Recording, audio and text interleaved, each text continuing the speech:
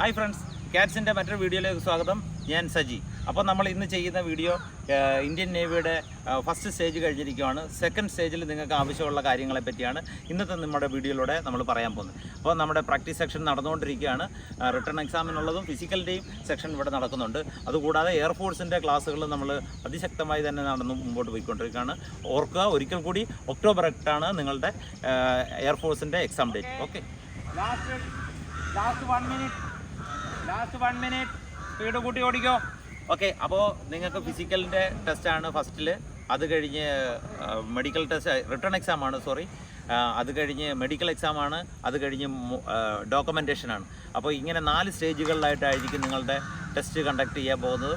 അപ്പോൾ ഈ ഫിസിക്കലിൻ്റെ കൂടെ തന്നെ നിങ്ങൾ റിട്ടേൺ എക്സാമിന് വേണ്ടിയിട്ട് വളരെ നല്ലതായിട്ട് പഠിക്കുക. സിലബസ് ഒരിക്കൽ കൂടി ഓർമ്മിക്കുക. നിങ്ങൾ കഴിഞ്ഞ ടെസ്റ്റിന് പഠിപ്പിച്ച സിലബസ് തന്നെ ആയിരിക്കും, പക്ഷേ കുറച്ചും കൂടെ ഒരു സ്റ്റേജും കൂടെ നിങ്ങൾ മുന്നോട്ട് കയറി പഠിക്കുക. അപ്പോൾ ആദ്യം നമുക്ക് ഫിസിക്കൽ ടെസ്റ്റിൻ്റെ കാര്യത്തിലോട്ട് കിടക്കാം.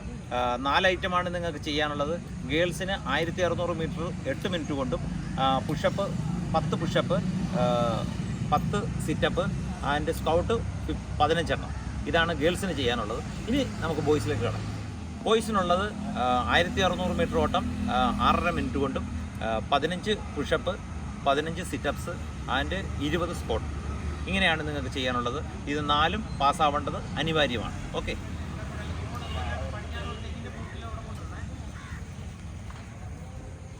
ഫസ്റ്റ് സ്റ്റേജിൽ, അതായത് ഈ ഫിസിക്കൽ ടെസ്റ്റ് പാസ് ആവുന്നവരെ മാത്രമായിരിക്കും സെക്കൻഡ് സ്റ്റേജിലേക്ക് കടത്തിവിടുന്നത്. അപ്പോൾ സൂക്ഷിക്കുക, നന്നായിട്ട് തന്നെ പ്രാക്ടീസ് ചെയ്യുക. ഒപ്പം നെക്സ്റ്റ് സ്റ്റേജിൽ നിങ്ങൾക്ക് റിട്ടേൺ എക്സാമിനേഷൻ ആയിരിക്കും. ഫിസിക്കൽ പാസ്സായി കഴിഞ്ഞിട്ടുണ്ടെങ്കിൽ നിങ്ങളെ റിട്ടേൺ എക്സാമിലേക്ക് അറ്റൻഡ് ചെയ്യിക്കും. അപ്പോൾ അതുകൊണ്ട് ഈ ഫിസിക്കലിനോടൊപ്പം തന്നെ നിങ്ങൾ നന്നായിട്ട് തന്നെ പഠിക്കുക. സിലബസിനെ പറ്റി ഒരു കൺഫ്യൂഷൻ വേണ്ട. കഴിഞ്ഞ് നമ്മൾ പഠിച്ചു പോയ സിലബസ് തന്നെ ഒരു സ്റ്റേജും കൂടെ, ഒരല്പം കൂടി നിങ്ങൾ ഒന്ന് കാര്യമായിട്ടും എടുക്കുക. വളരെ കുറച്ച് ദിവസങ്ങളേ ഉള്ളൂ. നമുക്കൊരു 15-16 ദിവസങ്ങളേ നമ്മുടെ മുമ്പിലുള്ളൂ. 28-ാം തീയതി മുതൽ ആരംഭിക്കുന്ന ടെസ്റ്റുകൾ പെട്ടെന്ന് തന്നെ ക്ലോസ് ആവും. ഓക്കെ, അപ്പോൾ അതുകൊണ്ട് നന്നായിട്ട് എല്ലാവരും കൂടെ പഠിക്കുക. അടുത്ത സ്റ്റേജ് എന്ന് പറയുന്നത് മെഡിക്കലാണ്.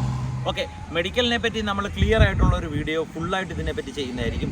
എന്നിരുന്നാലും നിങ്ങൾക്ക് ബേസിക്കായിട്ട് അറിയാവുന്നതാണ്. നമ്മളുടെ തല മുതൽ ഈ കാൽപാദം വരെയുള്ള കംപ്ലീറ്റ് ഓർഗൻസിൻ്റെ നിങ്ങളുടെ മെഡിക്കൽ ചെക്കപ്പ് ഉണ്ടാവും. അപ്പോൾ അതിലൊരു ശ്രദ്ധ കൊടുക്കുക. ഓക്കെ, അപ്പം മെഡിക്കലിൻ്റെ വീഡിയോ നമ്മൾ പ്രത്യേകമായിട്ട് ചെയ്തു. അത് അവസാന സ്റ്റേജ് എന്ന് പറയുന്നത് ഡോക്യുമെൻറ്റേഷനാണ്. ഡോക്യുമെൻറ്റേഷനിൽ നിങ്ങൾക്ക് അറിയാവുന്നതുപോലെ തന്നെ എല്ലാ സർട്ടിഫിക്കറ്റുകളുടെയും കോപ്പി, ഒറിജിനൽ ഫോട്ടോസ്, ഇത്രയും സാധനങ്ങൾ നിങ്ങൾക്ക് ഹാജരാക്കേണ്ടി വരും. അപ്പോൾ ഇതെല്ലാം തന്നെ ഈ വരുന്ന ദിവസങ്ങളിൽ നിങ്ങൾ ശേഖരിക്കുക. കൃത്യമായിട്ടുള്ള രേഖകളെല്ലാം നിങ്ങൾ ഒരിക്കൽ കൂടി പരിശോധിക്കുക. ഇല്ലെങ്കിൽ നല്ലൊരു ഇൻസ്ട്രക്ടറെ അടുത്തോ അല്ലെങ്കിൽ കഴിഞ്ഞ എക്സാമുകളിൽ കണ്ടക്ട് ചെയ്തിട്ടുള്ള കുട്ടികളുടെ അടുത്തോ കണ്ടിട്ട് നിങ്ങളിത് ക്ലിയറൻസ് ചെയ്യുക. അപ്പോൾ എല്ലാവർക്കും നമ്മൾ ഈ ഒരു അവസരത്തിൽ വിജയം ആശംസിക്കുന്നു. കേരളത്തിലെ മുഴുവൻ കുട്ടികളും ഈ ടെസ്റ്റുകൾ പങ്കെടുക്കുന്ന എല്ലാവർക്കും വിജയം ഉണ്ടാവട്ടെ എന്ന് പ്രാർത്ഥിച്ചുകൊണ്ട് നിർത്തുന്നു. ജയ് ഹിന്ദ്.